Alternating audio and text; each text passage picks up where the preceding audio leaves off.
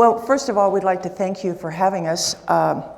Linda did a great introduction. She kind of covered a lot of what I would normally say now. What we have brought you here today are some of the ambassadors that we take out to basically anybody who will invite us. We love talking to adults, kids. We do a lot of schools. But these animals are all animals that have come into us for rehab, but were not releasable for one reason or another. And as we talk about the animals, we'll tell you their stories. But as Linda talked, she's been volunteering in April, May, June, July, and August, and now into September. We are open, and we do a lot of baby songbirds there. And we're always looking for volunteers if you like working with wildlife. In the course of that time, we will do approximately 650 baby songbirds, raise them and get them released. And approximately 150 other species will come in there as a transition point. So if you like to be around wildlife, it's a great place to be. And all we ask is 2 4-hour shifts a month. So I always like to plug the BBN because we can always use good volunteers. So I'm going to shut up and turn this over to Jill. Oh, and let me introduce my other compatriot. This is Anita. And let Jill tell you about her buddy.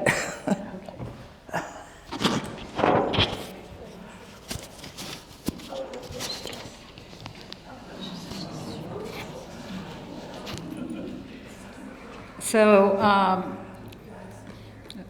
my name is Jill, and this is Raspberry the ringtail, and this is her sleeping time, so she's not active right now, and that's kind of why She's awake. She's watching everybody. Oh, good. So, Raspberry's story. She... on Mosquito Road, a deputy sheriff was driving through and at maybe like 4 a.m. saw her on the road and moved her off to the side of the road thinking that her mom would come back for her, and on his way back through she was still there. So he gave Sierra Wildlife a call, and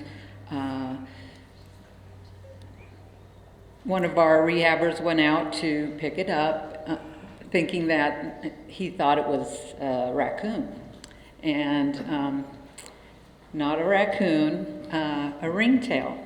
So she was brought into care. She was only like 10 days old. That's pretty young. And because she was so young, there isn't a lot of research done on ringtails. So we had a professor come in and check her out, and he deemed her not releasable because she came in so young and really needed the mom to train her in the ways of the wild. So I've had her now for 3 years. She's 3 years old, and she weighs probably 2 to 2.5 pounds. And Raspberry is in the raccoon family, and she is nocturnal. So, let's see. People have referred to them as ringtail cats or miners' cats. The miners used them as mousers in the mines, became friendly with them. That's probably where the ringtail cat. Actually, her little toes look like little cat toes, kitten toes. The ringtail's total length is 24 to 32 inches, and the tail length is 12 to 17 inches. And most of them weigh between 2 and 3 pounds. Their vocalizations include squeaks and chirps and whimpers, chitters, chuckling hisses, grunts and growls. They have 40 teeth, and they're very sharp. They're like needles. So anyway, they spend most of their time foraging for food, and after feeding, they'll groom themselves. And one interesting fact about a ringtail is their hind legs can rotate 180 degrees. So that's like your feet straight forward and then facing backwards.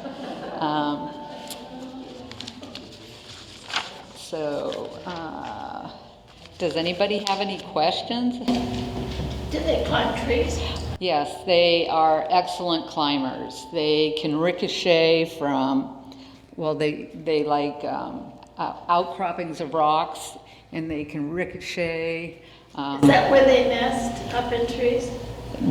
They tend to nest in rock areas, and I suppose they could be up in trees, but mostly they want a secure area. Yes. Are they herbivores? They are carnivores. So, an example of what she eats: mealworms. She could be eating mice, but she doesn't. She only wants live mice. Fruit. They love sweets. I'll give her, like if I need to give her some sort of medication for whatever reason, I put it in honey, and she licks that right up. Also vegetables. What else? What's your cage like? She's got a very large enclosure, mostly wire, but part of it is enclosed with plywood. It's totally roofed. The USDA person that comes out to inspect calls it a palace. She wanted to know, does she use the whole area? And I said, yeah, she's all over. She has a tree branch that is hanging upside down, so the branches kind of go down, but she can climb. I mean, they're not very big, around, and she climbs all over that. Any other questions? Why did you name her Raspberry? Because she was found next to a raspberry patch. Could you repeat the questions, please? She said, why was she named Raspberry? And that is because she was found next to a raspberry patch. How many in a litter? And also the second question. How many in a litter? That's a good question. I really don't have the answer to that, but I would guess 3 to 4 as a guess. With only 4 teeth, are they? 40. Like how can they eat a mouse? Right. Do you handle her, or is she? I can handle her, but she is a wild animal, and there's hormones involved, and she could easily bite me. There's times when I'm in her enclosure, if I'm not paying attention, she might jump on my back. I have to be careful of my eyes because, she doesn't know any different. But there's times when I definitely need to use my gloves. Yes? Are they indigenous here? I mean, are they natives here? Okay, there are colonies. Repeat the question, please. We can't hear the questions back here. Would you repeat the questions? Are they indigenous? They are in colonies in different areas. Obviously, up Mosquito Road. There's some in Somerset. The professor does his research in the Sutter Buttes. They like riparian areas. I believe Coloma, there are some, and just somebody on El Dorado chat recently, I believe they're in El Dorado Hills. Their dog chased one up a tree, and it was out during the daytime, but I told him to remove his dog, and it did move on. So, any other? Is there a purpose to how long their tail is? Is there a purpose to how long their tail is? I would say to blend in. You can see that their tail has like, what do they call that, a chevron pattern to it. I was also told by the professor that what they will do is flip their tail up over their back, so when there's a hawk or something that comes and tries to grab it, they grab the tail and it slides out. So, so camouflage. Yeah. Yes. Yeah, has there been any instances where, like a raccoon, raccoons are famous for trying to get cat food and dog food around people's homes. Any instances where this particular species does that? Well, I don't know of any specific, but I would say yes, because I want to give her something that is rough on her teeth. So I will either give her like a rodent block or some dog food to keep tartar from accumulating on her teeth. So yeah, they'll eat cat food, dog food, whatever presents itself. Any other questions? One more or two more? What's their life expectancy? Good question. 24 years in captivity. In captivity, in the wild, it's more like 9. But yeah, I will have her for quite a while. No, they in captivity they can live 24 years. Yeah, I've had her 3 years. She's 3 years old. And while Miss Judy gets out, I've got one quick story about my retail story. Okay. Oh, sorry. I've never really been told that I'm too quiet before, so. We were part of the Caldor fire. We lost 15 of our 20 acres. And when we came back, our house is still standing, thank you firefighters. When we came back, we were speaking with some of the firefighters, and they actually found a ringtail on our property during the fire. It was emaciated, it was dehydrated, it was having problems. And 2 of the firefighters took it, moved it across to a neighbor's property, put out some cat food, put out a dish of water, and sat and watched. And he drank some of the water, he ate some of the food, and he scurried up the tree and went off. So they do live here. Firefighters are awesome. That was the point of my story. All right. Okay. One more question. Are they prone to rabies like raccoons? Are they prone to rabies? I would say yes, they're in the raccoon family. So they are a rabies vector, although I can say the number of rabies in any fox or a raccoon, I've only come across one in doing this like 30 years. So, but they're more prone, rabies is more prone in a skunk than, and that fox had smelled of skunk, so I'm going to guess that that's how it got it. I'll try and stand here for a little while so everybody gets to see the diva. The smaller they are, the more they are a diva. And this gal is a diva. This is Zuri. She is a Western screech owl, very common in the county. Zuri came in, she was found alongside of a road. And a lot of our raptors, and especially the owls, we find with eye injuries. You can't get away. Nice try. No, come on. They have eye injuries, they've been hit by a car. And one of the foods that Zuri would eat are moths. And what happens is that the moths are attracted to the light of your cars at night. And she sees the moth, swings down, and she gets hit by the car. So we think that Zuri was hit by a car, and what happened was that the right lens was blown completely, So she cannot see out of her right side at all. And on her left, she has a cataract. So I'm gonna have to sit down, sorry. I know, I'm moving.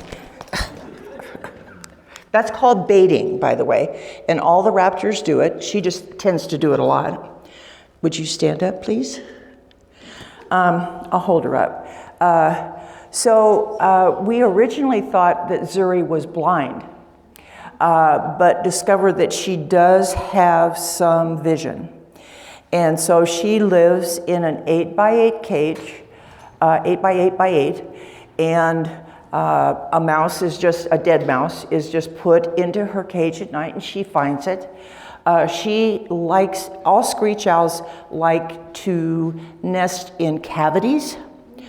So in the wild, if you put up a birdhouse, you would be likely to get a screech owl into it. If they can't find that, they will go into woodpecker holes. But she has a nesting box in her cage and she sleeps in it every night. Screech owls, for some reason, most birds sleep standing up. And you know, they have a special mechanism in their legs where one leg will actually ratchet and lock, which is how they can sleep, and they draw one leg up. If it's really cold weather, they draw the leg up. And then when they wake up enough to want to switch legs, the other leg comes down and then they pull that one up. But screech owls actually like to take this position, sort of sleeping on their chest. So would you stand up, please?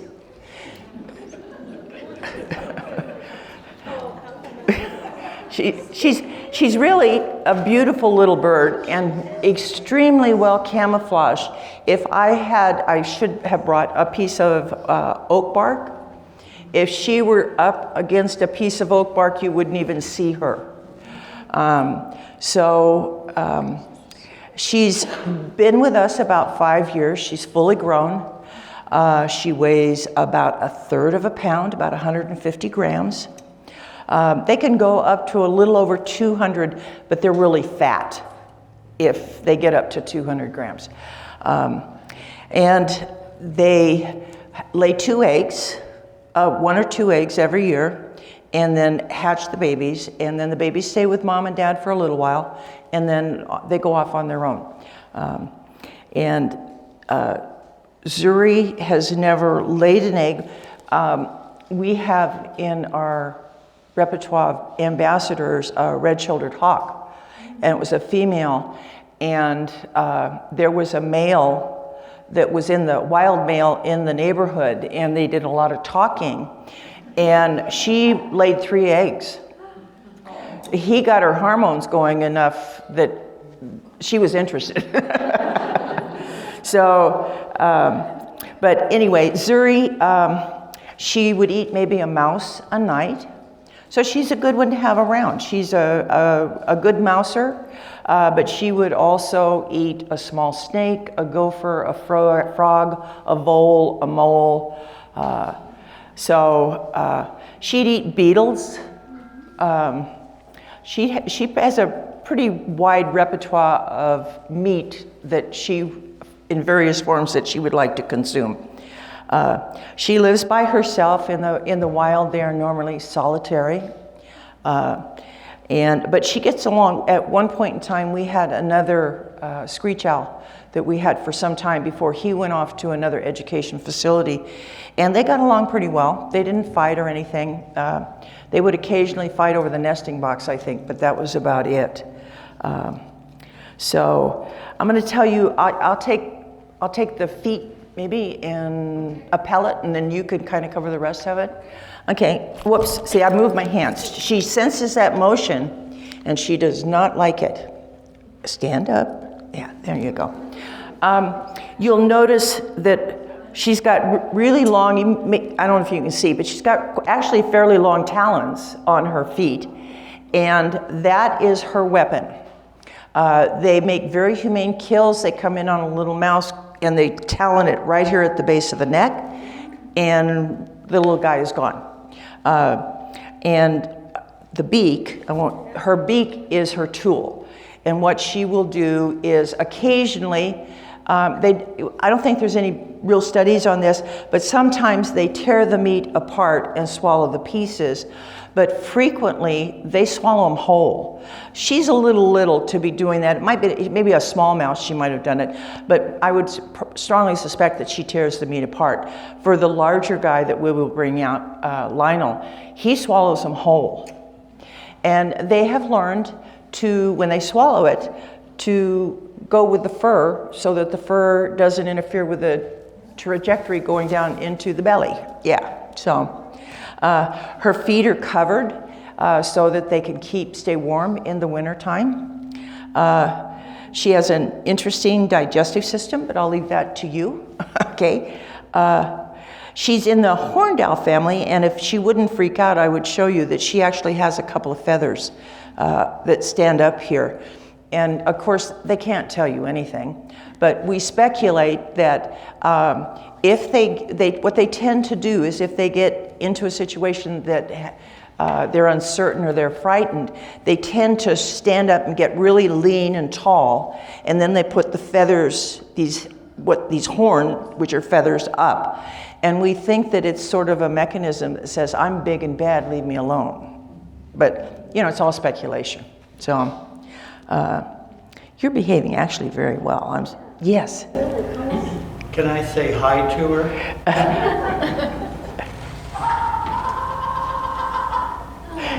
That's her call.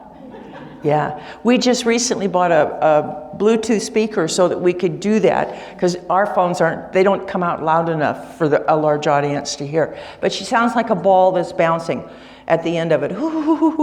And we say there's one call, but of course they all have many calls, depending on the situation, whether they're mating or what. Yeah. I'd just like to hear that call one more. Oh, yeah. Go ahead. Hear that ball bouncing at the end there? Yeah.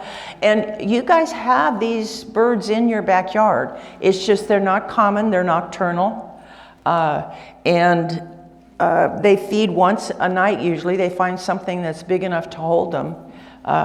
They can go for days without food. Water is their big thing. We get a lot of these guys in with broken wings from interactions with cars. This isn't a species that we get particularly a lot of who have been injured by cats, because they don't stay on the ground. When they get their prey, they pick it up and take it up into a tree branch. Some of the songbirds, especially the ground birds, we get a lot of those coming in with cat caught. And there's nothing dirtier than a cat's mouth. I mean, I have two, I love them, but there is nothing dirtier than a cat's mouth. So any animal that comes into us for rehab that's been caught by a cat immediately goes on 1 or 2 antibiotics. The wounds get cleaned. We have started to use on our wounds Manuka honey. I don't know if any of you are aware of that. It's a honey out of Australia and has a very high antibiotic rating. And we find it really nice. It's very thick. And so it doesn't, like we use Silvadine and we have to put that on a couple of times a day, and it's not always really good for the feathers. The Manuka honey works really well, coats it up, and we actually have gotten in a few birds. I had a bird, I don't rehab anymore, I'm too old to do that, but I actually got a bird that had been basically skinned by a raptor, had torn the whole top. Manuka honeyed it. And it took time, but eventually the skin all grew back. I mean, it's a real miracle drug as far as I'm concerned. So let's see, what else can I tell you about this little girl?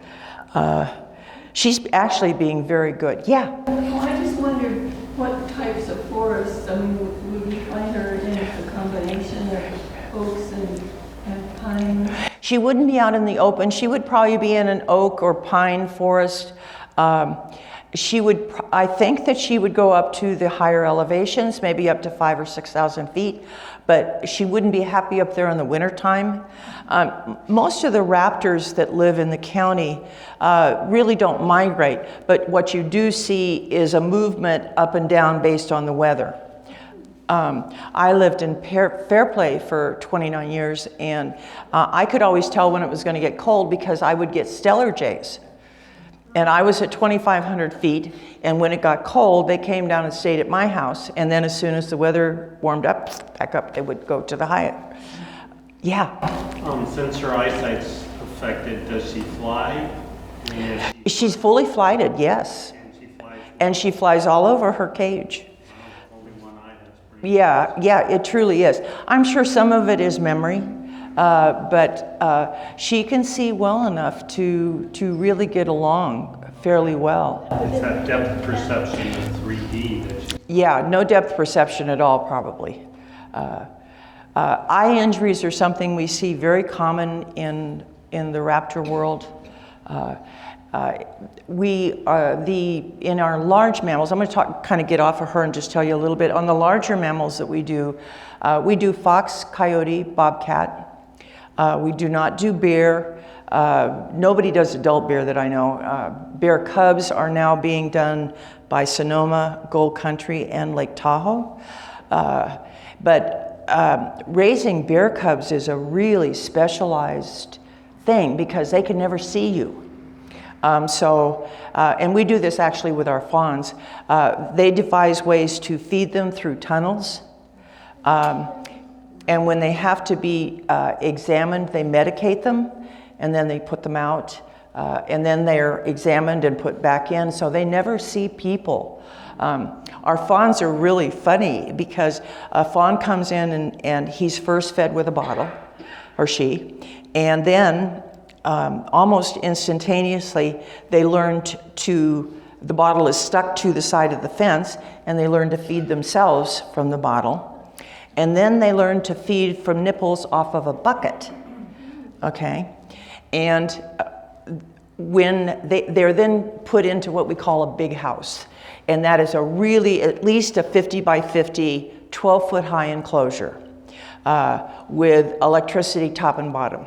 Mountain lions love baby deer.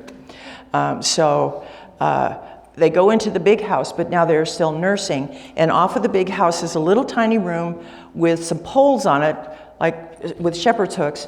And off of that are suspended buckets filled with formula with nipples all around them. And the people who take care of the babies go in, they fill the buckets up, they come out, they have a door slider or something, so they open the door, the fawns rush into their buckets, take them down in about 5 seconds, and then they all rush back out. So they don't, some of the animals that we do, we have to be really careful with. Bears and fawns are one of them. Our coyotes and our bobcats, we have to get in and give them food and clean their cages and stuff. But our large mammals, our big predators, are never released in habitat. Oh, we have another visitor coming, I think. Hi, this is Debbie. Do you have Ruby? No. Okay. Yeah, no.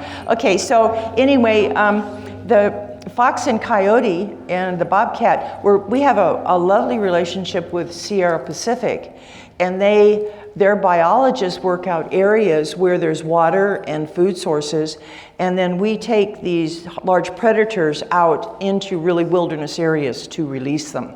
Nobody wants a coyote. I think they're great, but the little foxes, we do the same thing, but you all see a lot of foxes around here. I mean, they're like almost as common as the cats. In fact, I get a lot of calls I used to get a lot of calls from people who say, I've got a fox eating with my cat. Is that normal? Yep. They like cat food. So, do you have any more questions about, yes? Go ahead, you two, you first. You mentioned Sierra Pacific. Is that Sierra Pacific? Lumber? Yeah. They have been just absolutely wonderful with us. I mean, if we didn't have them, we would not be able to do these large predators because we couldn't release them down here in this, if I took a coyote down to El Dorado Hills, one, it would be a death sentence for him. and people would not be very happy with Sierra Wildlife Rescue. And so every year their biologists work with us with all of our large predators. I think we did 17 foxes this year, maybe 8 coyotes, and I think we did 1 or 2 bobcats. That's good to know. Yeah. Yeah, so yeah, we're very appreciative of them. And their biologists work very hard. It's interesting because of animals like the one you're going to see next, they have to monitor bird populations and mammal populations out there on their undeveloped property. And I don't know if the count is still right, but when I was living in Fairplay, they own 88,000 acres between basically Fairplay and Highway 88. And they had 8 breeding pair of gray owls out there. We never see gray owls, but they had 8 breeding pair out there. And they share their information with us. So they're the good guys. Yeah, yes? What's the main predator for such a tiny bird as the screech-owl? Ma'am? Can you repeat the question? Okay. I'm sorry? Oh, yes. Yeah, she asked what's the main predator. And with these little guys, it's mainly man.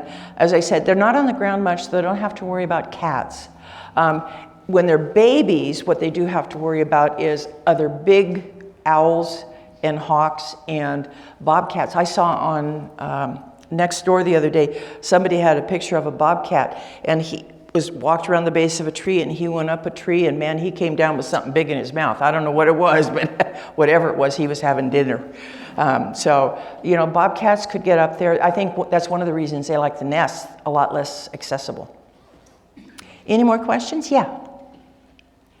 With the sightings of wolves up in Tahoe, are you expecting any potential issues with them? I didn't know that they had sighted wolves at Tahoe. Bear, Tahoe and Hope Valley. When I was just reading about it, so I went. Yeah, go ahead, because I don't know anything about it.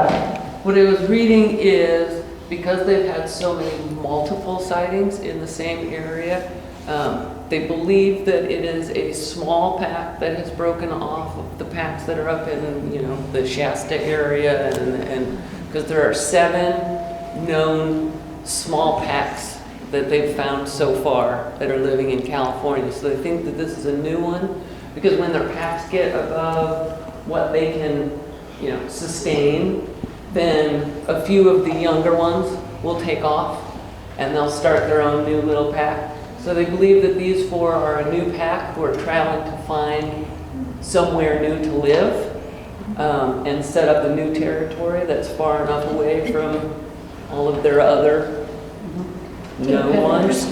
And the biologists were saying that they do expect that to continue to happen, because that's what happens with populations, that if they've got healthy breeding folks, they're going to continue to grow. But they are putting in more programs lately that they said that they're going to be working hand in hand. And it kind of goes back to the Sierra Pacific, the example. Sierra Pacific for a long time was, you know, kind of the enemy of environmentalists, you know, and then they started working with environmentalists and realized that we can have a real strong partnership if we're working together. The same kind of thing they're trying to do with the ranchers and the wolves. And so they're trying to, look, we can really live together, and the wolves can actually benefit you in the grand scheme of things if we learn to work together and we learn. So that's where they're at right now, is they're just trying to find out more. Go ahead, did you have a... Well, I've seen coyotes running across fields and through my property, but is there a distinguishing way to identify whether Wolves will or be not it's over? much bigger. Just size? Yeah, they're much bigger, and they're gonna, I hate to use the scientific word, but they'll be floofier. So they'll be a little more, Fluffier. I don't know what the scientific word for that is, Yeah. but, and what was that? The legs. Yes, they'll be not just longer, taller, more, Ice. yes. Yeah. But they're much, If you see a coyote and a wolf next to each other, you'll go, oh, that's definitely a wolf. To Paw print too is going to be about. enormous, yeah. They're huge. Yeah. To go back and answer your original question, large predators normally do not come to us a lot because they tend to be extremely secretive. Their den sites are out in the wilderness areas, and if something happens, mom and dad die or something happens, it's not likely that anybody's going to find them, unfortunately. Do you guys know how the story of how they introduced the wolves into Yellowstone and the effect? Have you heard that, the effect? So it's really good that we are actually seeing the migration of these animals down. They help to keep us, the biodiversity balanced. But when they introduced the wolf in Yellowstone, the coyote population the first year dropped 50% because the coyote had become the top predator. And they actually saw physical changes in the coyote. He got bigger, he hunted in a pack. But boy, 1 year, boom, lowered the boom on him. So. The elk population too. Pardon me? The elk population. Oh yeah, it amazes me, and I love to talk about it, how suddenly the elk had to change because now they had a really live big predator who was hunting them. And when the elk started to move and get more protective, that affected the riverbanks, that affected the fish and the whole amphibian population. I mean, it's amazing how it cascaded down. The whole valley changed. Trees, plants, everything. And were the ranchers surrounding, were they okay with that? No, they're never. They're still trying to be worked with. Yeah, I mean, they have a problem in that there are nonprofit groups that say, if you could show me that this was a wolf care, I'll pay you for your cattle, because that's the big thing, cattle. And it's very hard. Like up in Montana, the cattle are on BLM land and they're roaming free all summer long, and who knows how many are taken down by wolf or mountain lion or what, but yeah, so, yes. That's what's happened, I think, locally here. The mountain lions have no predator, and now they're coming after the easy prey, our domestic animals. So might that happen with the wolves? Yeah, I don't know that, I know that in the city, or maybe the county, there's an effort to send a letter to California Fish and Game about wanting to do a hunt on the mountain lion. I think it would be really interesting if we could take the time to study, because if you stop and think about it, 10 years ago, who had a ring system?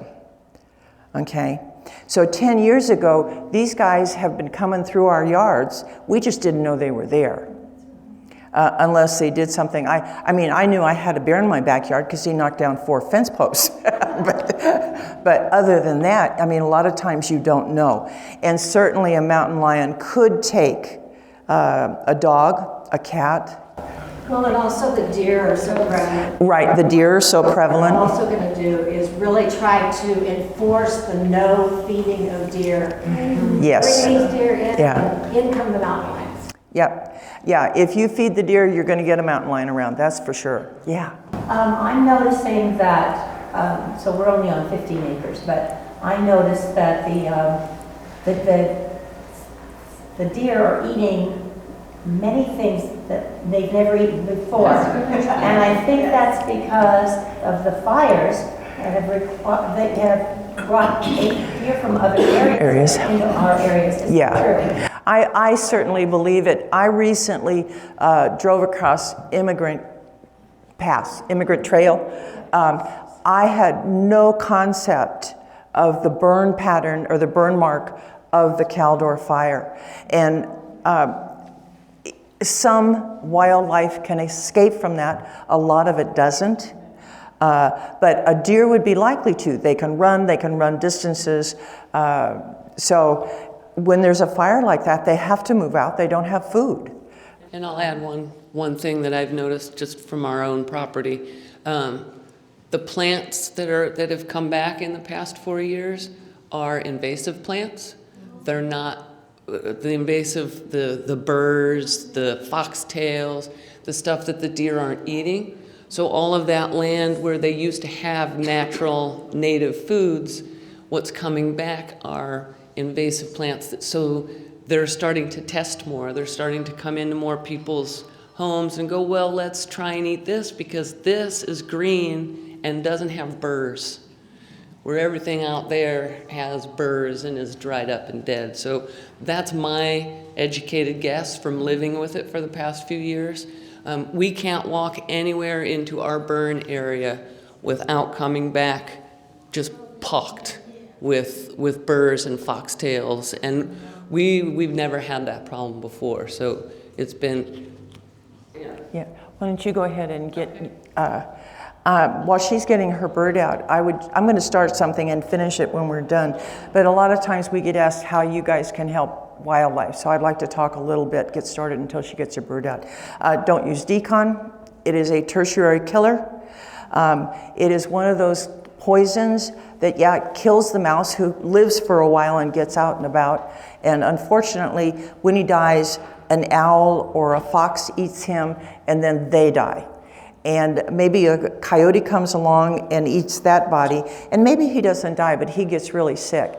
And I think that Anita can tell you some statistics about the percentages of the mountain lion that they are finding, mountain lion and raptors both, with high percentages of poison content in their bodies, just because of things like the pesticides that we are putting out.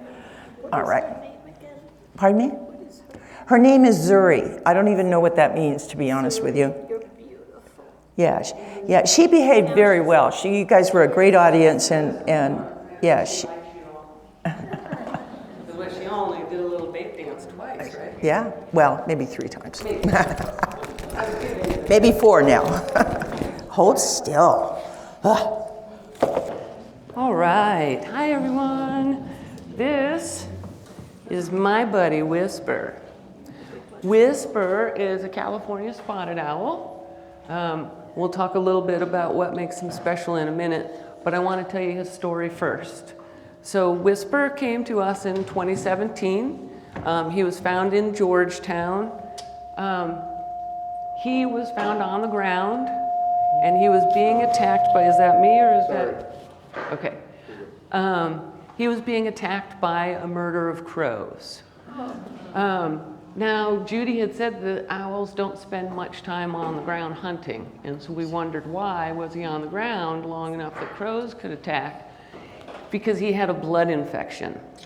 So the blood infection made him a little bit too weak to be able to actually stay up in the trees, and once he's on the ground, he's prey. He's no longer predator. So the crows were attacking. Can you turn this way for him so that they can see? Of course not. He's going to keep turning his head as I turn him. But he's missing his one eye. It had to be stitched up. The eyeball was popped. Like Zuri, she kept her eye because just because it's blind, it's still there. His was not really there anymore. So he no longer has that eye. When they do the surgery, when they have that eye cavity that is now gone and there's nothing in place, it's so attached to their ears that it has done some ear damage as well. So he's not deaf, but it's just a little bit off. Because the way owls hear is they've got their little, and watch how much he loves this. When people say animals don't have feelings, point to this video right here. Oh, how much do you love having your ear pet? Yes. See how he immediately goes down? But this is his ear right here on either side of his eye. And all owls have ears that are just a little bit offset. So they're not directly across from each other. They're just a little bit offset. And between their ears, so the sound comes in, kind of bounces off his eye plate feathers and works its way back to his ears. And that little slight difference causes just a little bit of a nanosecond difference and what they're hearing, and it helps them to triangulate and point exactly to where the food is that they're looking for. So without one eye and one ear, he's a little off. He is fully flighted. He can fly. He just moved in with me in July.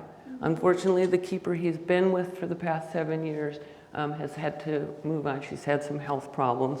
So he moved in with me in July. So we're still getting to know each other. But he is one of the most mellow, easygoing, gentleman personalities. He just kind of wants to be. Now, if he were in the wild, this species is very different from Zuri and from Lionel, who you'll meet next. He is an endangered species.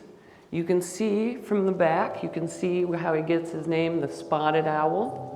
So he has spots along his back. There is an invasive species that's moving in called the barred owl. They're same size, they fill the same niche, but they have stripes instead of spots. And they are out-competing these guys. Now, there's a few reasons why they're endangered. Number one, they only live in old-growth forests. They don't live in any of the new forests. They found out that when they did a study of nesting pairs, they nest 120 feet up in the tree canopy. They don't like to be less than 100 feet in the tree canopy. So that, number one, lowers where they can be. Number two, their number one favorite food are flying squirrels. If we don't have flying squirrels, they're not really going to live. They will eat mice, they will eat rats, but their mind is set on flying squirrels. So that's another reason. Third reason is, unlike the other owls, they only breed when the environmental conditions are right. And so instead of having 3 eggs every year in a breeding season, they might have 1 to 2 every 3 years. Now they're going to mate for life. What that means is they're not going to be hanging out with each other for their whole life. They're not like us. But they will, when it is breeding season, they will come back to the same breeding grounds. They will cozy up together for the season. They'll raise the babies and then they'll move on. Another thing with these guys that kind of holds their population down is they don't go far. So they found 10 to 15 miles is the extent of from where they're born to where they'll end up. It's within 10 to 15 miles. So, you know, these guys, if they find a spot that isn't good for eating, they're going to move on, and they're going to move on, and they're going to move on, and they're going to move on until they find a spot.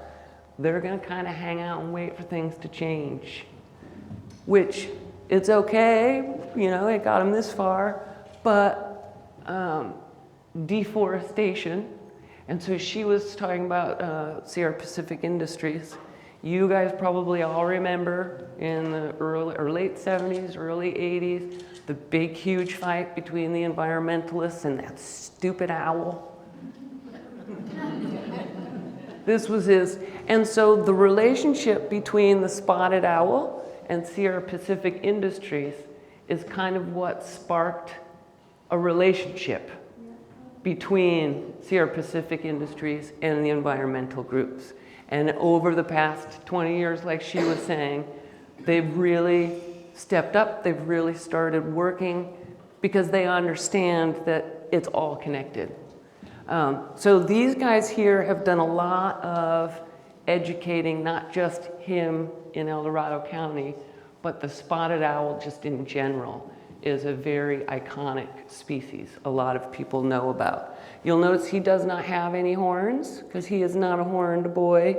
He is Strix. I love that name. Anyways, if we take a look at his beak, one of his other problems was, I know you love it when I do that. One of the other problems was when he came, his beak was a little bit crossed. And if their beak is crossed in the wild, oftentimes they're like our fingernails. Their beaks are the same stuff that our fingernails are. So they can shed and they can, you know, regrow. But if they can't tear their food apart in between the time that, they might break a beak or something happens, then we've got problems. And if the beak grows too fast, too crooked, then they have problems because they can't eat well. So once a year he does go to the vet and he has his beak filed down. He also gets a little bit of a pedicure where he goes in and they'll file his talons and just make sure, he's not just sharp everywhere. So his beak does, yes, see, there you go, there you show it. And that's what I mean, he's such a gentleman. He has never used force with me. And then we're in a learning thing, and they're wild animals, and I've trained with all of them, and he does not use force. And if, like we all say, if we get hurt doing something, it was because we did something stupid. It's not because of these guys. It's because we did something that, and I have been hurt once or twice, and every time, immediately, it's almost like as it's happening, you know how you can sometimes have slow motion thoughts as everything's going super fast? And I have the slow motion thought of, this is dumb. And then it's done. But him and I, we're getting to be like this now. He eats about 4 small mice a night. They're frozen, they're not live. So he'll eat about 4. And with the owls and with a lot of the raptors, they can't digest the food or the fur and the bones and that sort of stuff. And so they'll eat it and it'll go into the little gullet, and then the gullet compacts it down into a pellet, and then they bring that pellet back out, and he'll do about 2 a day, and you can go in and you can find, the little leg bones, you can find the little furs, you can find, all the stuff that he can't digest. It's all right there in that little pellet. Yes, see how handsome he is. Now, another thing I really want to point out that I find fascinating, and then I'll take a few questions. And I can maybe even, do you mind if I walk up this aisle so that they can just see real quick? If we take a look at his feathers, and we'll see if he lets me do it. If we take a look at his wing feathers, you can see, maybe the tail you can see better. You can see the little fringes along the end. The fringes on the end of owl feathers are the reason that owls can fly with a silent flight. So hawks, bluebirds, jays, all of the other birds, when they fly and their wings beat, you hear them. These guys, when they fly, I'm sorry, did I twist you around? When they fly, the air goes up and over and quiets, dampens all of their feathers. Because what they do is they're not like the hawks, where they're circling the sky or they're sitting up on a lamppost and they're waiting to kind of swoop down in. These guys are sitting in their tree. They're called a perch and pounce species. So they're gonna sit there and they're gonna wait, and they're gonna wait, and they're gonna wait, and when something crawls underneath of them, they're gonna pounce down on them, grab them, take them back up to their perch and eat them. And so, since it's nighttime and it's so quiet, if they were to jump out of that tree and go, by the time they get to the ground, it's gonna be gone. So they're quiet, they come down, they take their prey, they humanely kill. They're not like our house cats who sometimes just like to play sometimes. They humanely kill. And part of it is not because they're like, oh, I feel so bad then for you, mouse. It's to protect themselves. Because you can imagine a mouse or a rat or any animal that's about to be taken, it's gonna fight for its life. And so if you're trying to fly away and you've got a mouse scratching at you, it's gonna be more dangerous for you. So they come down, they kill them right away with those talons. Those talons are sharp, they come right in, And the owls actually have a locking mechanism in their talons. So they have extra little knuckles in the upper part of their talons. And so when they come down and they scoop, they don't have to use any energy to hold it that way. Their knuckles just lock that way. And then as soon as they want to land, they can open those knuckles back up. So they're very, very adapted perfectly for nighttime hunting. And the other thing, I'll just spill on the math. I know I said I was only going to say one more thing, but I thought of a second thing while I was saying that last thing. They have extra vertebrae in the back of their neck. And so that helps them when they're perching. They don't have to move if they hear something behind them. They just turn their heads. Now they can't do like in the cartoons where they spin them around, but they can go from here and they can go around 3/4 or they can come back. So yeah, see, can we show them how you can you look at the people now? No, not gonna perform for me. But they're very, very, very, very cool creatures. How long do they live? In the wild, they can live about 15 years. In captivity, 20 to 25. In the wild, though, the caveat is if they make it past their first year, because first year is usually 75 to 80% mortality for most wild animals. And Judy had wanted me to bring up the statistics. I just read recently about the rat poisoning, and they were saying that 90 to 95% of mountain lions and coyotes that they tested had rat poisoning in them. More than 90% had rat poisoning in their systems. 85 to 90% of raptors had rat poisoning in their system.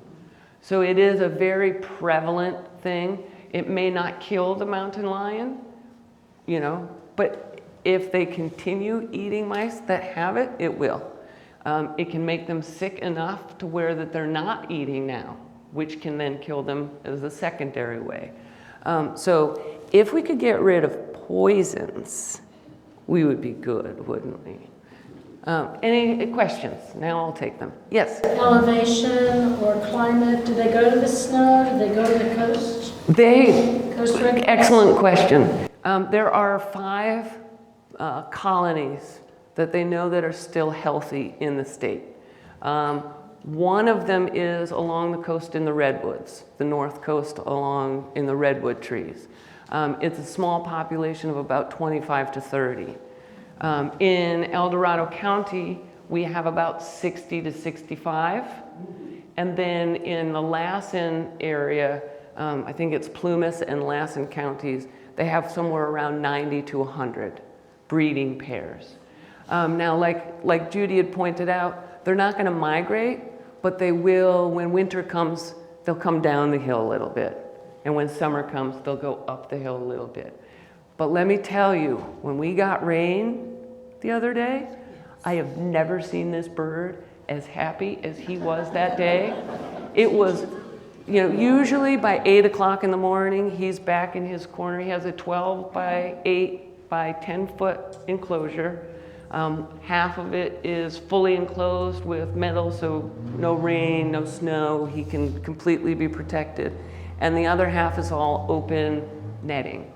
So he was 9:30 in the morning, flying back and forth. He has a swing, and usually he just gets on his swing and the swing will do its thing. He was making the swing go himself. He was taking, it was, I wish I would have had my phone at the time, because I wanted the video so bad.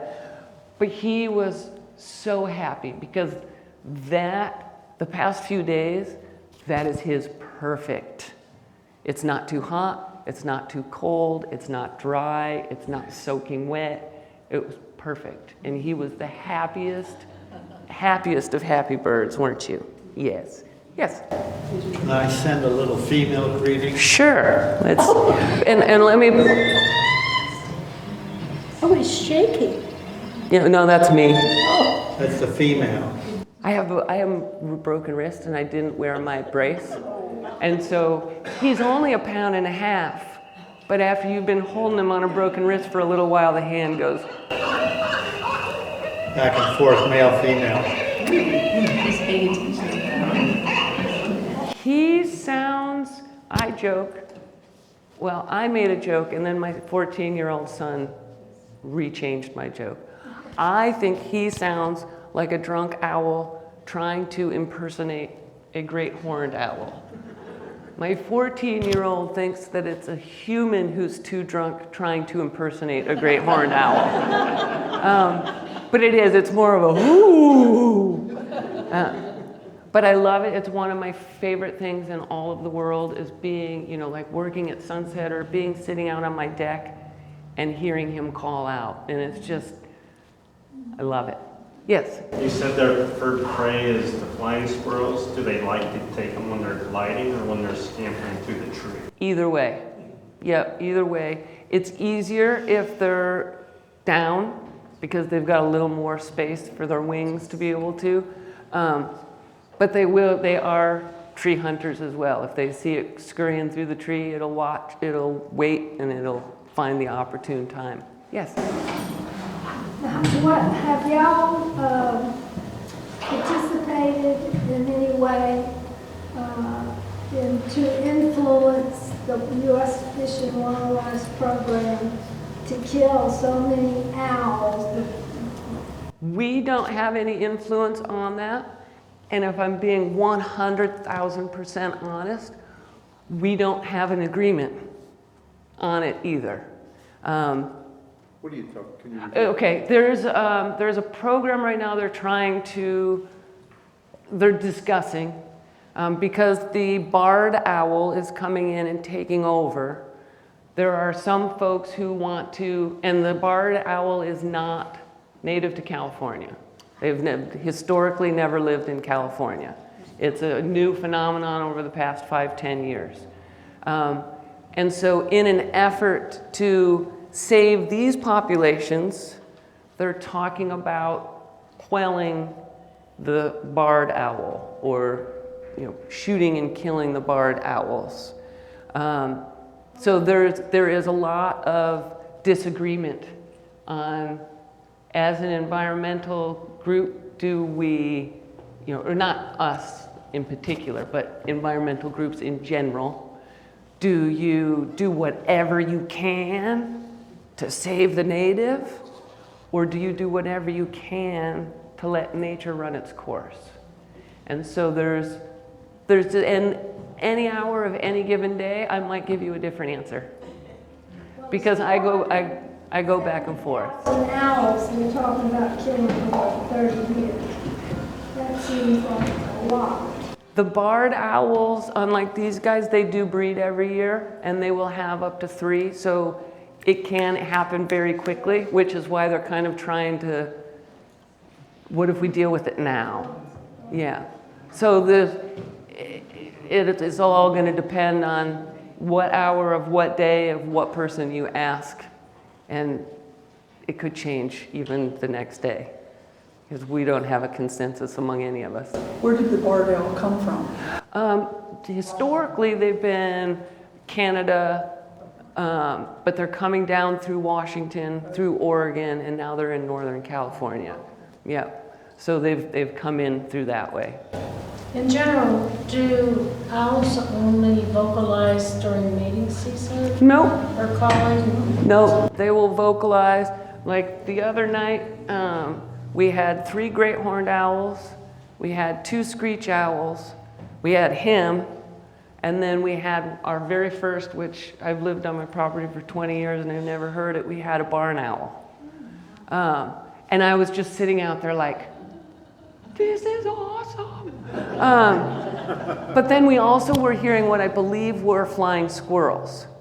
So I think that, because we had seen 4 flying squirrels the night before scurrying through some of our trees, and I was like, oh my gosh, look. And then I don't know what they sound like, and I tried listening, but there's no real, what do they sound like?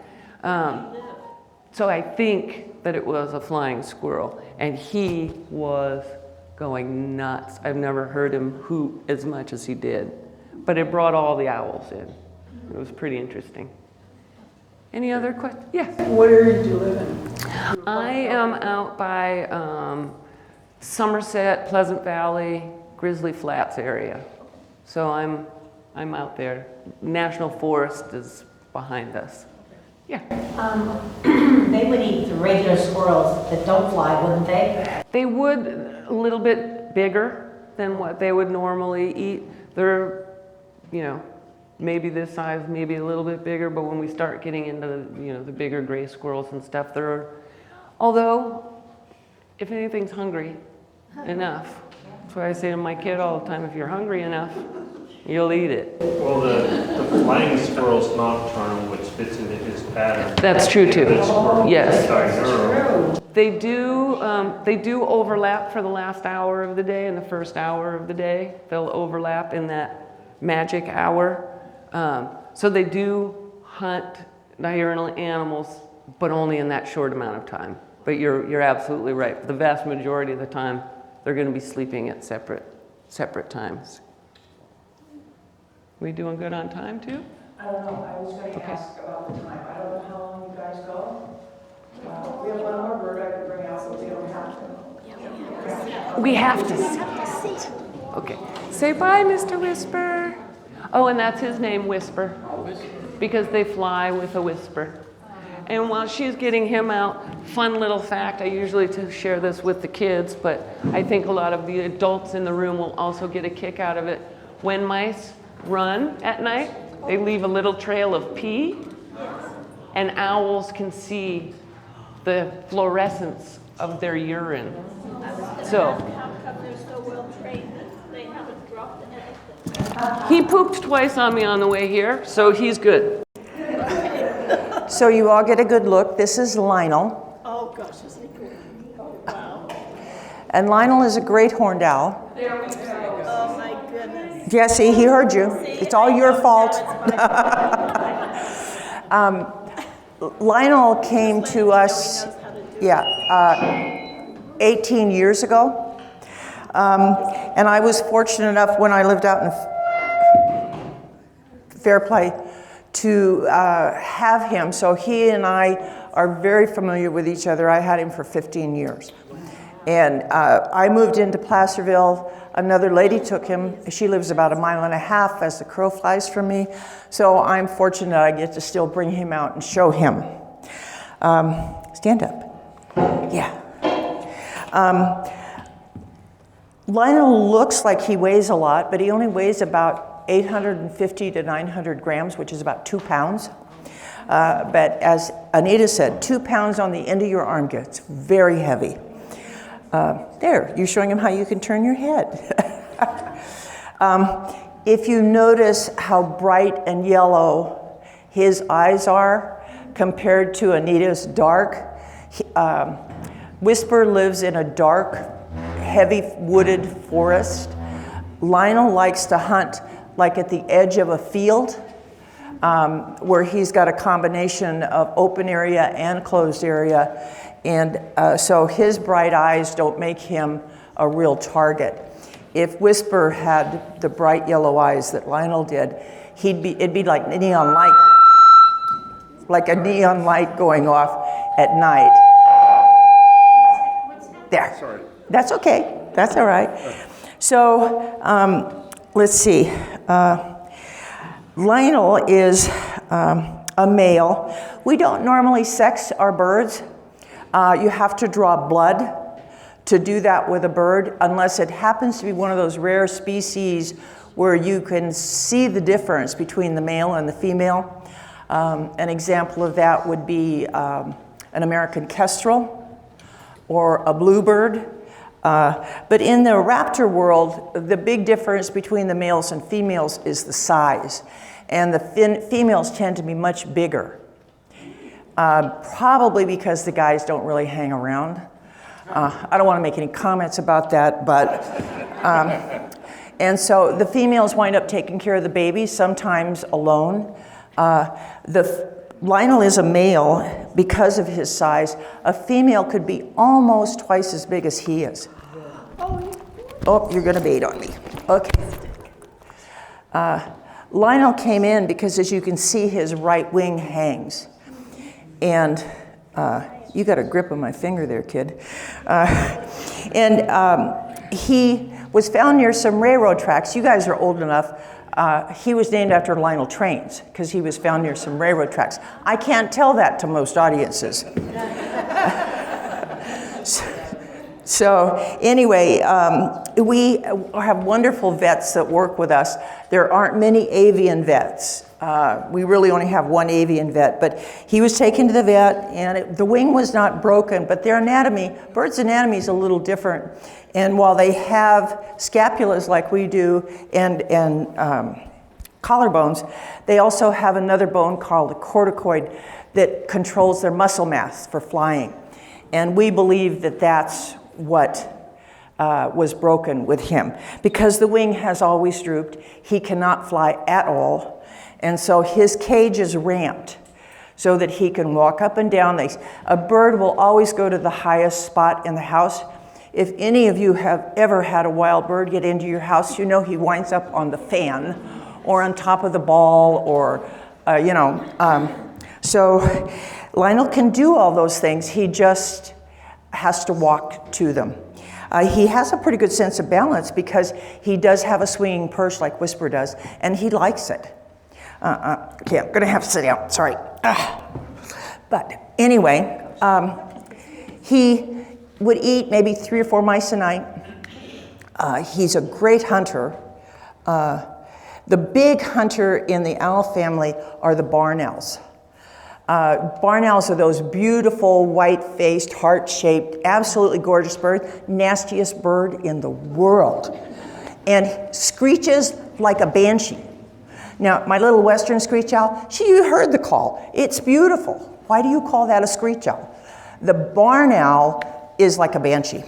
But people love the barn owl because they're really prolific breeders.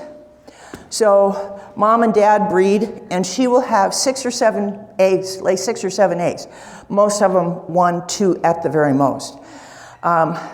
When the babies are born, there's 2 days difference between each hatchling. So there's a big size difference from the first baby that's born to the last one. And about the time that the last one is hatching, the first one is about 2 weeks old, and he starts to eat anywhere from 5 to 7 mice a night. Okay, so 7 babies times 7 mice a night, and you can see why everybody wants us to release barn owls at their place. The wineries beg us to release the barn owls so that they don't. It's a natural rodent control, and it's really good. So anyway, the barn owl is really prolific, but it is the only one, and it's the only one that will have multiple births. Down in the valley, if the weather is good, they have barn owls that breed all year round. The barn owls that we don't get many barn owls up here, and the ones that we get are usually brought in on hay trucks because around hay you have a lot of mice, so mom and dad go burrowing into the hay bales, and that's where they have their babies. And then he sells this hay and it gets loaded up on a hay truck and it winds up at Lee's Feed, and we get a call from Lee's Feed saying, hey, we got 9 baby owls down here. So we do about 100 of these raptors a year. There are 9 owls that are common to Dorado County. Lionel is the biggest one.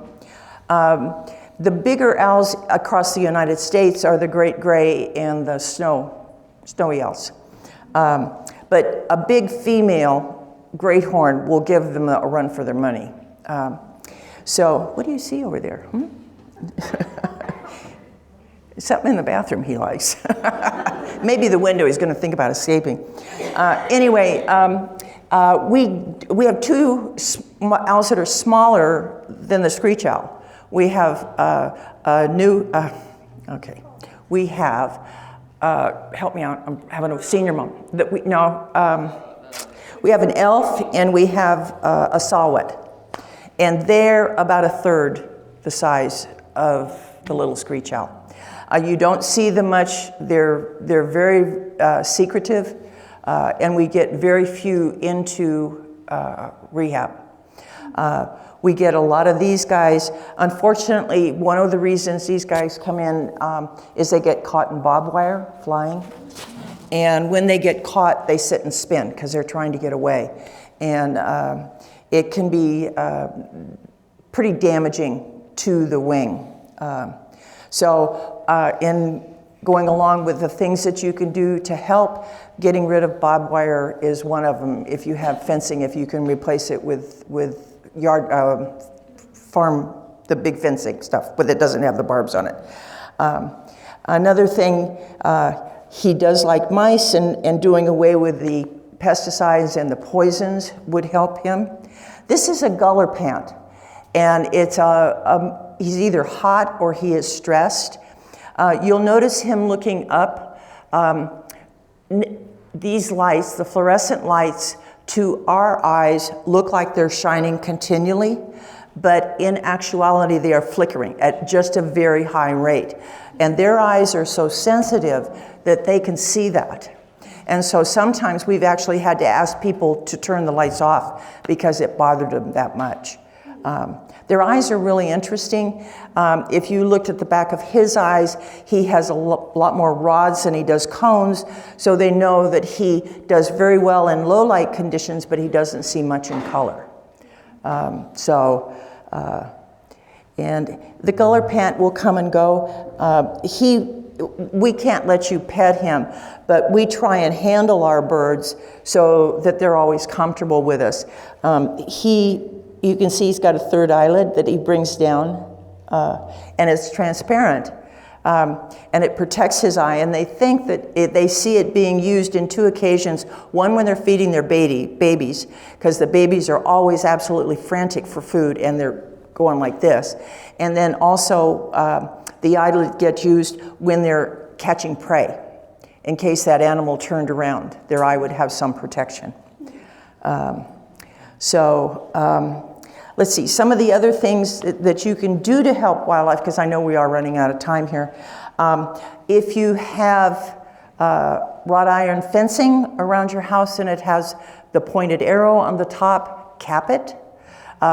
We at least every year get 2 or 3 calls of deer who are impaled on those. It's a very slow, painful death. The animal doesn't survive. And there's very little that can be done for them when it does happen. People use sticky paper to catch mice, the really heavy sticky paper. It catches insects, it also catches birds. The birds get very excited, and then they get the feathers attached to it, they lose their feathers. We get called out all the time on birds that have been caught on sticky paper. And when a bird loses its feather, if the entire shaft comes out, the body recognizes that, and it takes about 6 weeks to regrow it. But we had a call, we took in a meadowlark, and she had run in with some dogs, and the dogs had broken many of her feathers. And this is a real problem because the body still thinks the feather is there. And the bird has to be anesthetized, and it is extremely painful to go in and pull those feathers out to get the regrowth. The only other choice is to wait until the bird molts, and they only do that once a year. So in this particular case, we were actually going to transfer it to someone who had better staffing, more technical staffing, and they could make the decision, because if you wait until he molts, he's going to have to stay inside where it'll be warm, because he now doesn't have the feathers to protect his body and keep him warm. Let's see. Whatever your opinion, I know that we talked about the mountain lion. If you can advocate for animals, please do so if that's your choice. Creating the biodiversity and the whole chain of life is really, really important. I went to a canid convention, and a guy told a story about how it was a somewhere probably Midwest, because it was a wheat field, a grain field of some kind.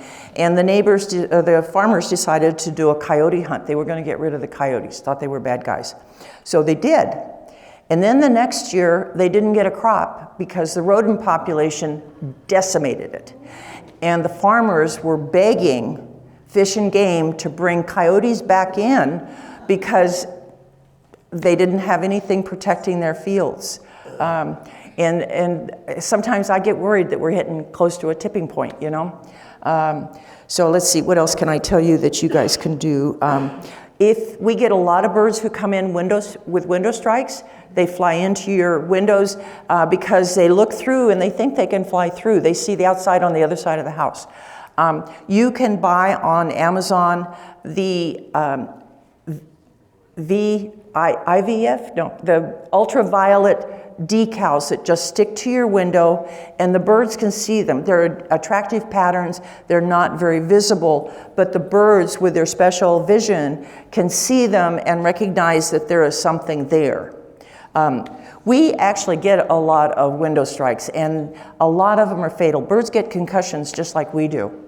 And so if any of you come across wildlife and you think it needs help, please give us a call. Or if you're having any kind of a problem with wildlife, we try and make it a win situation for both of you, for the wildlife and for you. We try and help people with livestock to get their livestock safe at night, which is when most of the predators are out. Any questions? Yeah. I've heard with barn owls, they won't feed within 500 feet of their nest box. So they won't feed? Within 500 feet. I would tend to only question it because you find a lot of barn owls nesting in barns, which is going to be the source of their food. The big white boxes that you see out in the vineyards, those are barn owl boxes. I don't know how they stand it in the summertime. It's got to be so hot in there. But yeah, that's why they're white, yes. They're big white boxes, yes. How are you funded? We are funded through grants, membership, and donations. We have a very large volunteer base of people. In the summertime, when our center is open, we are doing the baby birds. We will staff in there maybe 130 to 150 volunteers because we're open 7 days a week, 12 hours a day. We probably have another, 40, 50 home rehabbers where people take the wildlife into their home. We do fundraisers a lot. We just recently had a rummage sale. We have a no-attend baby shower in the springtime. We get grants, fortunately. And our big expenses are our caging. A raptor cage, birds like great horns and red-tailed hawks, the smallest cage you can put them into is a 12 by 50 by 12. And it has to be predator-proof, so usually what we do is we use chain link fence and then have to protect the birds from the chain link on the inside with something. And that can run us $25,000 for one of those. Yes? How are you regulated? We are regulated by 3 different agencies. We actually have 5 permits. We have federal, which covers our birds and our education birds. We have state, which covers mammals and birds. And then the education animals are controlled by USDA. We are re-permitted sometimes once a year, sometimes every 3 years. The USDA is by far the strictest. They come out and, I should also say, with the state and federal agencies, we get 1 for rehab and 1 for education. Those are 2 totally different as well. But USDA, they come out and do annual inspections. Don't you do it. I just had my first USDA annual inspection, and they are very thorough. And it's okay. It's all right. Whispers, mice. I just have a little freezer, He's got an enclosure, and then there's a little room attached to it for his stuff. And if there's freezer burn in the freezer, you're going to get nicked. If the wood's not painted right, or you've got the wrong kind of finishes. So they're coming in to look at, to make sure that, especially with the raptors, that they have different textures to land on with their perches, because they don't want them to get rot foot from having the same exact texture and the same exact pattern on their feet all the time. So they're very, very diligent. Yeah, they require like a double fencing. We can't just have a cage, even though it's like bulletproof. You have to have a second fencing around it. And we're also very fortunate. We have connected up with a lab down in Sacramento where we get the control mice when they do an experiment. You got the little mice that get the medication and got the control. We get the control guys. If we had to buy all of our mice and rats, well, we actually do buy our rats and our rabbits for the big predators, but if we had to buy mice, they cost 60 cents a piece. It's almost as, feeding him is almost as expensive as feeding me. The other thing is that a lot of times when we get people who make what we call in-kind donations, we go to a church and they collect paper towels and Kleenex and toilet paper and wipes and things like that for us. And those save us a lot of money. Because during the summertime, I can't tell you how many paper towels we go through. We use them for the bottom of the baskets that contain the little baby birds. And if you've ever been around a little baby bird, he only does two things. He eats and he craps. And that's it. And he does both frequently. So, yes? Is your wildlife open to visitors? To what? I'm sorry? Visitors. No, we are not. The regulations won't allow us to have visitors, although we are planning in the springtime to have a nature open house where we will have all of our education birds there, and the facility without birds will be open so you can see how it runs. But they don't like the public to see the animals. Yes? What kind of education or training do you have to help volunteer? To volunteer at the baby bird nurse, we have a class, and then you kind of have a mentor when you come in and get started. If you wanted to do home rehabbing, you wanted to do baby foxes, and let me tell you, there is nothing cuter than a baby fox. Then you're trained by our fox team leader on how to handle the babies and whatnot. We do rabies vector animals, and if you're going to be interested in a rabies vector animal, you do have to get the prophylactic shots.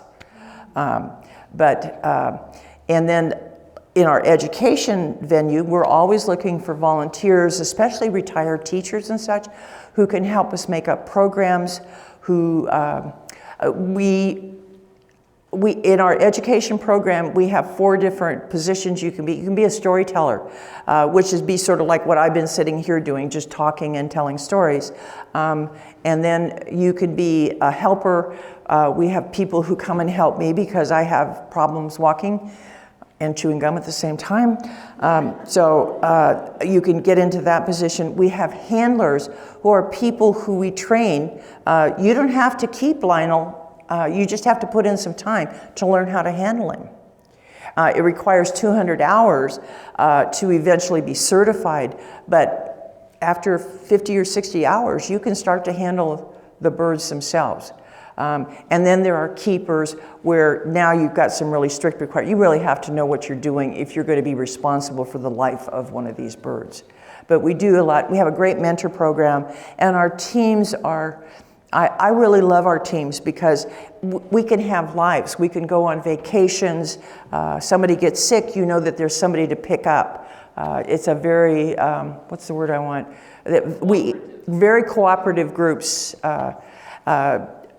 The one raptor or the one mammal that you probably wouldn't need to get, well, actually 2, because Ruby doesn't require. Deb, the lady who came in later, is the handler and team leader for opossums, and one of our ambassadors is an opossum, and she is a delight.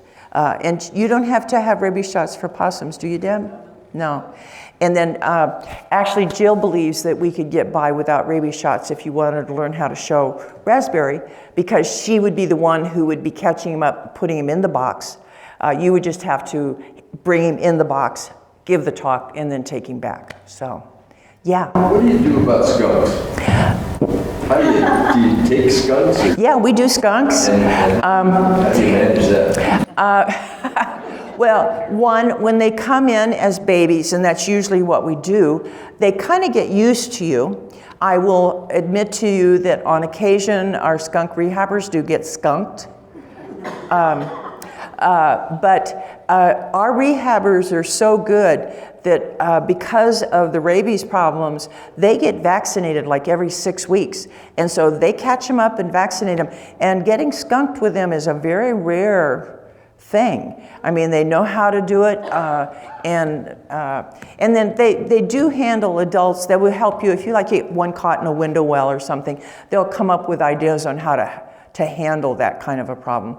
I was doing coyotes, and all of a sudden, you always keep dry kibble around. They don't really eat it, but you want them to know what it is. And if something should happen and I don't get there that night, they got something to eat.